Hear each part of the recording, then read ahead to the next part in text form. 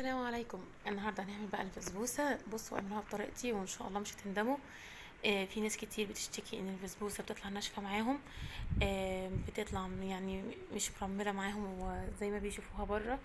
فبجد يعني هتعملوا احلى بسبوسه ان شاء الله وهتعتمدوا الطريقه دي. في البدايه احنا حاطين نص، يعني هو المقدار الواحد، هو احنا هنستخدم البسبوسه العاديه خالص، الاكياس اللي بتجيبيها من الهايبر او السوبر ماركت. تمام. المقدار الواحد قد ايه؟ نص كوبايه من السمنه، نص كوبايه من الزيت، نص كوبايه من اللبن. تمام كده. ومعايا بيضه واحده. ده المقدار لو هتعملي كيس واحد. انا هنا عامله كيسين، فحطيت 2 بيضه، وحطيت كوبايه كامله لبن، كوبايه سمنه، كوبايه زيت، وحطيت بعدين الفانيليا طبعا عشان في بيض هنا. تمام. وهحط نص معلقه كبيره بيكنج باودر. هو الأكياس دي بتبقى جاهزة، بس أنا طالما ضفت هنا المكونات المختلفة ديت، فايه هحط البيكنج باودر. تمام. ادي البيكنج باودر انا بحطه معاكم. بس انا بقلب الاسبتيوره بتاعتي كده او بمعلقه زي ما انتي عايزه. تمام. مش هحط فيها ايدي خالص. تمام. انا عايزه السمك بتاعها او العجينه زي ما انتوا شايفينها بالظبط. لو حسيتي ان هي يعني ناشفه سنه، ممكن تضيفي معلقه ميه زي ما انا هعمل دلوقتي كده. تمام.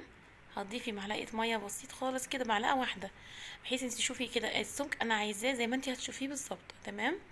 لا هي ناشفه قوي ولا هي طريه وسايبه قوي، يعني فاهميني. هتشوفوا دلوقتي السمك بتاعها وتعرفوا انا اقصد ايه. لو وصلتوا لحد هنا يا ريت تعملوا لايك وتعملوا اشتراك للقناه ان شاء الله. هتشوفوا كل جديد باذن الله. اهو انا ضفت هنا معلقه الميه اللي قلت لكم عليها عشان حسيتها ناشفه شويه. فانا مش هحط الكوبايه برضو. وانتي بتضيفي نص اللبن، السوائل تضيفيها بالراحه. يعني ايه؟ انتي حطيتي سمنه عادي، الزيت عادي، انما عندي اللبن ممكن تبقي يعني زي معلقه واحده بس في الكوبايه، بحيث ان ايه تتاكدي ان انتي العجينتك ما ساحتش منك قوي ولا ناشفه قوي. فتظبطيه بايديكي كده بالنظر كده. عايزاكي تعمليها زي ما عملتها بالظبط. تمام كده.